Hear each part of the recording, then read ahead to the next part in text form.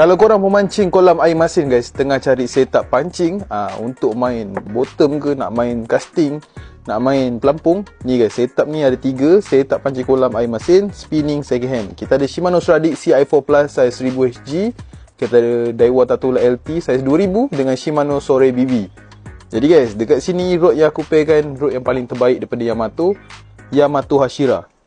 Rod ni dia punya spek, satu spek saja, 6 kaki, 615 LB, fast action, berat dia 90 gram guys.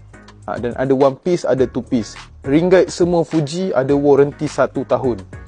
Korang boleh tengok kat sini lah, cincin Fuji, bukan cincin biasa-biasa punya. Jadi guys, kita teruskan. Untuk Shimano Stradic CI4 Plus size 1000 HG, mesin second hand, rod baru guys.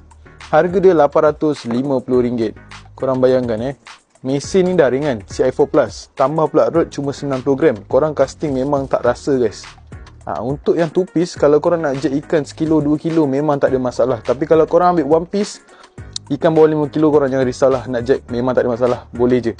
Rod ni sangat liat. Kalau korang tengok daripada bawah ni sampai atas, ada carbon wrapping. Ini original guys. Kalau stiker, kemungkinan rod ni jadi berat. Tapi ni original, rod ni ringan je, 90 gram. Siapa yang dah beli rod ni, korang boleh try komen dekat video ni guys, macam mana korang punya feel pakai rod Yamato Hashira.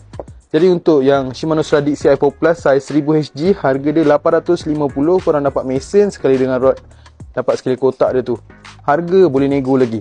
Yang kedua, kita ada Daiwa Tatula LT size 2000D dengan rod Yamato Hashira. Ini pun style juga guys, mesin colour hitam, rod colour hitam. Siapa yang suka estetik punya barang, ini guys, korang tengok, memang lawa, cantik gila. Condition mesin korang jangan risau guys. Mesin kita orang jual yang second hand semua cantik-cantik, semua condition, reeling, brake, bearing semua smooth lagi. Untuk Daiwa Tatula ni harga dia RM750, harga boleh nego lagi. Yang ini pun ada kotak juga guys. Dan untuk mesin ni, ini size 2000. Memang sangat ringan. Korang boleh datang kedai rasa sendiri. Dan barang ni guys tak banyak guys. Yang korang tengok ini saja. Dan last sekali kita ada Shimano Sore BB size C2000SS, second hand juga dengan rod Yamato Hashira. Harga dia cuma RM630 saja. Ini pun tiga-tiga ni boleh kata sangat-sangat ringan lah. Korang casting 4-5 jam pun memang tak rasa. Yang ni harga dia RM630, harga boleh nego. Condition mesin memang lawa guys. Tu cantik, itu pun cantik. Jadi kalau korang nak, korang kena PM cepat-cepat. Sebab barang ni macam goreng pisang guys, sekejap je guys dah habis.